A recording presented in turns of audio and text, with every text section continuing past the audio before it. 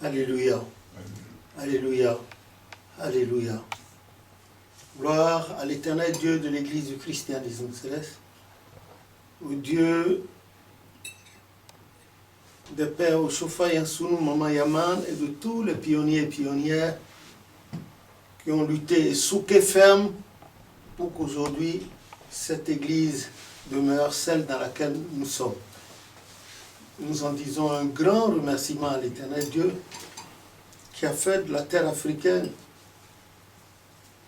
le berceau de cette Église à caractère universel. Ce jour, 3 août 2019, nous nous rencontrons pour la 4e fois pour la rencontre interparoissiale. Et le thème de ce jour porte sur la discipline dans l'Église, notamment à la chorale. Et antécédemment, nous avions demandé à tous les devanciers, quels qu'ils soient, et quelle que soit leur tendance, de présenter un thème suivi de réponses. Aujourd'hui, nous allons parler de la discipline dans l'Église et surtout de la chorale. Mais j'ai voulu intervenir au prime moment pour expliquer un peu ce qui s'est passé le 1er septembre 1985, la dernière fois où le prophète Oshofa, gloire à Dieu, se présentait en public, sinon où les gens l'avaient vu la dernière fois en public, et ce qu'il avait dit, et ce qui s'était passé. Et ce que les gens racontent, je vais devoir apporter un petit démenti, ou sinon un éclaircissement là-dedans. C'est vrai, quand il y a un événement, quand un événement se produit, les gens peuvent le raconter de 1001 manières, mais il serait toujours bon que la vérité transcende, car le bruit qui court, tout ce que les gens racontent comme rumeur sur la mort de Papa Oshofa n'est pas fondé. D'aucuns disent à ce jour-là, ce dimanche 1er septembre 85, quand il était mort, quand il a fait l'accident, il était mort. D'autres disent, ah, si c'est vraiment un serviteur de Dieu, un prophète, comment il peut? C'est faux. Donc, vous allez voir mon intervention tout à l'heure, ce que c'est. Et ils ont parlé, certains parlent également de Papa Yansunu, que les gens connaissent à peine. Et je ne manquerai pas de leur expliquer que ceux qui recherchent la vérité la découvrent. Elle s'offre à ceux qui la recherchent. C'est parce que les gens disent qu'après Papa Oshofa, c'était le suprême évangéliste Bada. Non. Bada n'est venu qu'en 1953, alors que depuis 1916 déjà, Papa Yansunu et Papa Oshofa étaient déjà ensemble, partageaient la même couche quand ils étaient tout petits. Et d'abord, Papa Oshofa avait été élevé chez les Yansunu par le père Yansunu lui-même. Que le nom de l'Éternel soit béni. Je pense, nous, à travers ceci, lancer un appel à tous ceux qui veulent la vérité sur l'Église, son histoire, sur Papa Oshofa et tous ceux qui ont œuvré avec lui pour la gloire de Dieu, qu'ils viennent. Ici, il n'y a pas de tendance, Nigeria, Porto Novo, ceci, cela, non. Papa Oshofa n'avait jamais dit cela avant sa transition. Il a laissé une Église unique et indivisible. Et il a dit en 1961, le 6 août 1961, que malheur à quiconque apporterait la division dans son Église, l'Église que Dieu lui a confiée, que la vie de celui-là sera divisée, sa maison sera divisée, et l'échec constituera le socle de sa vie. Donc j'invite les uns et les autres à venir, on va parler, on va répondre aux questions des gens, et le Saint-Esprit va faire le reste. Donc nous vous souhaitons bonne séance et merci à tous de répandre la nouvelle et que non seulement ce que nous faisons là, que d'autres aussi en fassent partout pour qu'il y ait la vérité, la lumière sur l'Église du christianisme céleste, afin que tous nous revenions à la même source, comme a dit Jérémie 6,16, Job 8,8, et que l'Église reparte de façon définitive et sûre. Au nom de Jésus. Merci. Avant de sortir de la paroisse Ikorodu, pour prendre la route d'Ibadan, pour aller faire la fête des moissons et il y a eu l'accident. Les gens disent qu'il en était mort, c'est des histoires. Hein, c'est des faiseurs d'histoire. Le prophète était sorti indemne, il n'avait rien eu, il avait une petite écorchure là, et la petite, à peine visible, il faut s'en approcher. Donc c'était Thomas et Max Saroum, son caméraman, qui avait perdu la vie. Papa Abiassi était sérieusement blessé, Expédie également. Le prophète n'avait rien eu, il a vécu encore 10 jours dans la sérénité. D'abord chez lui il y avait du monde et ses enfants, notamment la sœur Edith, Oussofa et Ebenezer, avaient pris la décision de l'enlever de la maison parce que tout le monde voulait le voir, le toucher comme Saint Thomas. Ils allaient le fatiguer, donc voilà pourquoi eux ils l'ont sorti. Ils l'ont envoyé à Iloupayou Shadrach Hospital 2. Il y a 2 hôpitaux comme ça. Il était là-bas jusqu'au mardi 10 septembre, aux premières heures du jour. L'Éternel l'a rappelé. Il est né un mardi à la même heure du jour, en mai 1909. Et l'Éternel l'a rappelé un mardi à la même heure. Que le nom de l'Éternel soit béni. Donc, la dernière prière que le prophète a faite, c'est pour ça que j'ai dit, quand vous regardez derrière le T4, vous voyez le prophète avec un petit enfant. Un petit, c'était pour montrer à tout le monde que le prophète tenait et il a prié en Yoruba, il a dit que nos enfants, voilà, j'ai la prière même là, que nos enfants soient plus grands que nous. C'est la prière, la dernière qu'il a faite.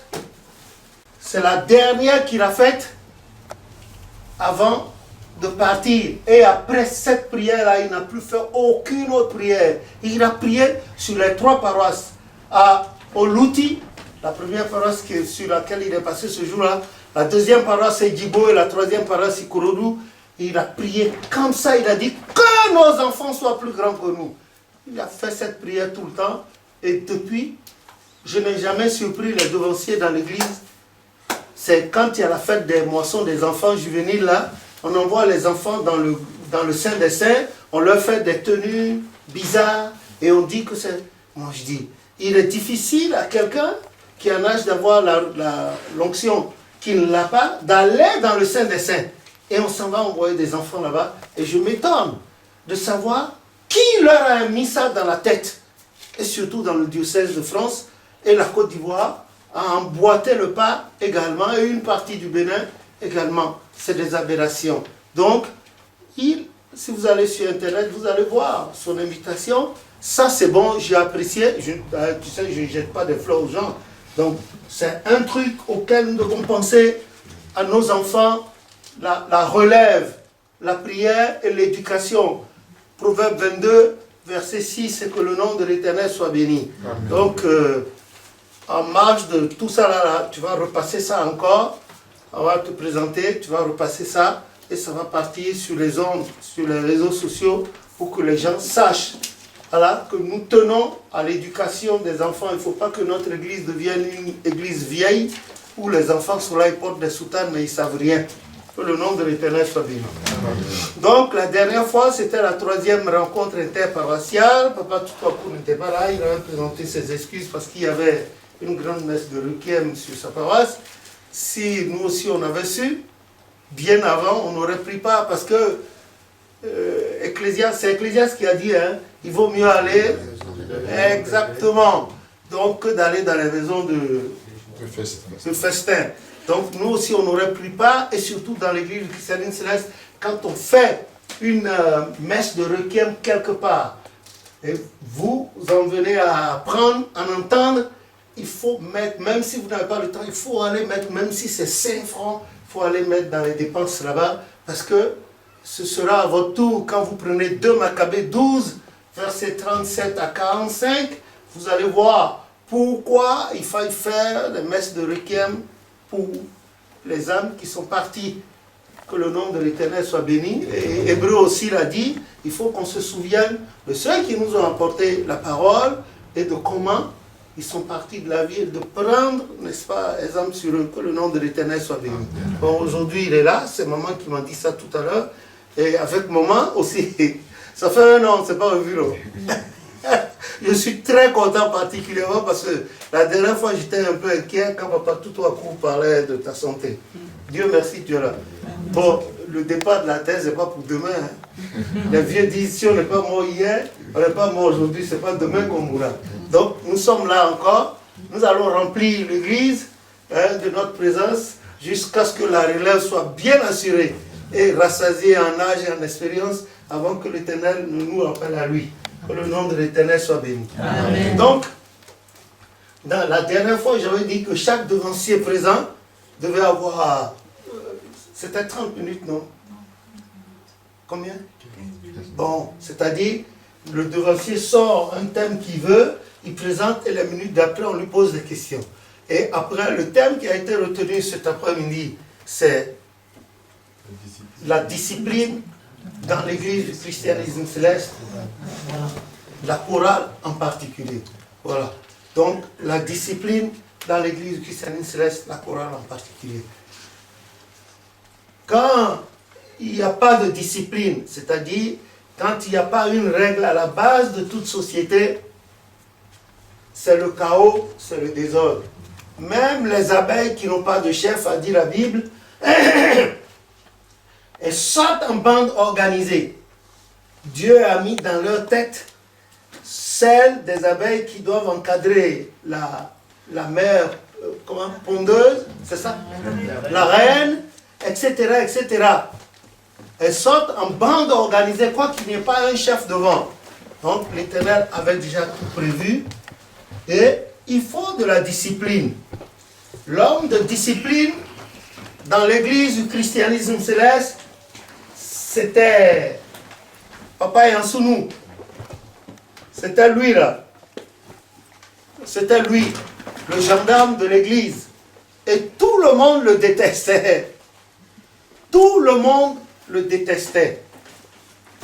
Il était tellement discipliné, rigoureux, à cheval sur les principes de l'église et tout ce que l'Éternel donnait à Papa Ochofa comme injonction, au point que les gens le détestaient, surtout à Porto Novo, qui, ma foi, je ne les insulte pas. Pour la plupart, ils étaient des gens de petite éducation intellectuelle. Vous voyez ce temps-là, le temps des ténèbres, une pareille chose qui apparaît subitement à des gens qui étaient tantôt menuisiers, tantôt blanchisseurs. Ils ne peuvent pas comprendre. Papa Yansounou, qui était un intellectuel du temps, qui avait de l'avance sur ses contemporains, avait parlé. Et ils n'avaient pas compris. Ils n'avaient pas compris au point que toutes les mises en garde qu'il avait faites, les gens avaient toujours voulu le ridiculiser devant Papa Ochofa. Et quand il entrait dans le temple, les premiers dimanches du mois, deuxième dimanche, il y avait des gens qui fuyaient. Seuls ceux qui aimaient la vérité restaient. Ils sortaient. Et ce qu'il a dit concernant le prophète Ochofa, il a dit: donnez au prophète Ochofa, entendez-vous, un salaire pour que demain, on ne dise pas: ah, il a ramassé l'argent des fidèles, il s'en est enrichi, il a construit des maisons, il a construit des maisons. Il faut qu'avant le baptême, qu'il y ait le catéchèse. Les gens disent: ah oui, c'est parce qu'il était protestant. Mais le prophète aussi était protestant. Et il était même choriste de Papa Yansounou à l'église protestante. Ah, le maître de musique, là, Apédo Ama. Il a été élève de mon papa. Tu ne savais pas? Non, moi il a été mon professeur, Apédo Ama. Ah. Il y a une de ses filles qui a épousé la grande sœur, le grand frère, Hôtel au bar. Son grand frère, voilà. Elle est ici, elle est à Paris, à Sceaux. Voilà. Alors, donc, ils ont dit non, c'est parce qu'il est... Oh, le prophète aussi venait du protestantisme. Et qui plus était, c'est qu'il était le choriste, un des choristes de Papa Nyansounou, là-bas. Je vais vous montrer, le temps passant, je vais chercher la photo de la fanfare. Et vous allez voir comment le prophète Ochofa était en ce temps-là. Elle a vu ça. Et comment Papa Yansounou était avec leurs instruments. Ça, l'église a besoin de cette documentation. On dit: ah, Et quand ils ont dit ça, le papa Yansounou leur a dit, mais la Bible que vous utilisez, est-ce que c'est l'Église qui a écrit la Bible? Je crois en Dieu le Père Tout-Puissant. Est-ce que c'est l'Église qui s'est installée? Notre Père qui est aux cieux. Est-ce que c'est... bon, le Gloria. Ah, les gens disent non, que c'est l'Esprit qui a donné. Alors, donc, il y avait tout ça là, cet imbroglio qui était là et qui évoluait dans la tête, excusez-moi, de ces gens pas tellement éclairés pour la grande paix que Dieu a donnée. Papa Yansounou a parlé, il a été du n'importe quoi jusqu'à la veine. Et entre-temps, Dieu l'a rappelé. Et quand Dieu l'a rappelé, on a vu ce qui s'est passé au cimetière d'Akapa. Mort un jour de fête de moisson, le dimanche 13 septembre 70. La fête s'est arrêtée comme ça. Les Toffés n'ont pas supporté sa mort. Ça s'est arrêté. Et le 19 septembre, le prophète, au cimetière d'Akapa, a fait un vibrant témoignage de lui. Il a dit non, celui-là, Nathaniel, il l'appelle Nati, il n'était pas mort, c'est un saint qui rentrait chez lui. C'est pas. Est-ce que le jour de mes obsèques aussi, ça sera comme ça? Et il a dit que personne ne pleure. Il a fait finir à peine de parler et le sol a vibré en plein soleil, 15 heures. Il y a eu un bruit assourdissant, l'étoile est sortie de la tombe comme ça, de sa tombe. Il a dit, je vous ai dit que celui-là, il n'était pas un homme, c'était un saint. Il a fini, il rentre, il n'est pas mort que personne, et c'est lui qui a pleuré. Et pour la première fois devant les chrétiens célestes, il a entonné le chant Mimo Tanao Irawayo. Même des gens qui n'étaient pas de l'église, qui avaient envahi le cimetière par curiosité, beaucoup ont été agités. La tombe est là jusqu'à présent. Vous y êtes allé voir, vous avez vu ce qui se passe. Les pasteurs protestants, les religieuses catholiques, les prêtres catholiques, jour et nuit, ils envahissent la tombe. Ils ont même, comment on appelle ça, vandalisé la tombe. Ils n'ont pas ça dit, ils cassent les carreaux, ils emportent chez eux, ils mettent dans l'eau ou bien dans les parfums. Allez-y, il faut faire un tour. À la descente, jour et nuit, c'est ça. Il y a des visionnaires là-bas qui se font même de l'argent avec. La dernière fois on est passé, il y a quelques mois, j'ai été obligé de crier. Les visionnaires là se sont cachés derrière les tombes. Il paraît qu'ils font des bains aux gens là, les blancs arrivent, ils trouvent des solutions. Alléluia, que le nom de l'Éternel soit béni. Et quand la révolution marxiste-léniniste est arrivée au Bénin, et on a dit que la religion était l'opium du peuple, ce n'étaient pas les gens de Porto-Novo, les mêmes gens de Porto-Novo là, qui sont allés dire aux révolutionnaires, au chauffard a ramassé l'argent des fidèles, ils s'en étaient enrichis. Et certains ont dit, ah, voilà ce que disait Nyansounou dans le temps. Pour que demain on ne dise pas. Voilà ce qui s'est passé, que le nom de l'Éternel soit béni. Et lui, il insistait beaucoup pour la jeunesse. Comme Porto-Novo a refusé les propositions de Papa Yansounou, le Nigeria a fait la cour à travers Papa Djale Koko Ibada. Ils ont fait la cour à Papa Yansounou. Ils ont pris une bonne partie des révélations de 1954, là, 3 jours de vision non-stop que Dieu a donné pour l'Église, portant sur 2000 ans. Ils ont pris une partie. Et c'est ça qui a fait l'organisation de l'Église au Nigeria. Les chargés de paroisse sont payés, ils sont assurés, ils sont leurs veuves, leurs enfants, etc., etc. Pendant ce temps, nous les francophones, nous sommes à la traîne, tandis que l'Église a connu l'Église dans un pays francophone, organisé au pays francophone. Et maintenant, c'est les Nigérians, ces anglophones qui ont le vent en poupe, ils sont plus nombreux, d'abord sur le plan près de 65 millions de chrétiens célestes, présents sur le sol nigérien, sans compter ceux de la diaspora. Et c'est eux. Maintenant, même s'il y avait des bêtises parmi eux, ce serait notre faute. Parce qu'il n'y a personne, il n'y a pas un leader de ce genre. Vous voyez Papa Emmanuel comment il est? Les gens profitent facilement de son handicap physique et puis chacun fait. Vous en avez eu une démonstration une fois. S'il donne des ordres, il peut donner des ordres, les gens n'agissent pas forcément. Et ceux qui pouvaient obliger ces gens-là à agir, eux aussi ne maîtrisent pas l'enseignement de l'Église, la doctrine de l'Église. Allez, on est dans un flou, que ce soit à Porto-Novo, que ce soit au Nigeria et encore la Côte d'Ivoire, où je suis le premier chrétien céleste né, c'est le règne maintenant du chaos total. les pasteurs là, on ne peut pas en compter. Il y en a tellement un grand nombre et je me demande comment ça va se passer par la suite. Et les gens, nous devons penser à choses. J'ai un truc spécial où les gens écrivent. Un jour, je vais vous ouvrir ça, vous allez voir. Des milliers de questions on me pose. Et je passe des nuits à répondre aux gens quelques lignes. Allez chercher, allez chercher, allez chercher. Voilà.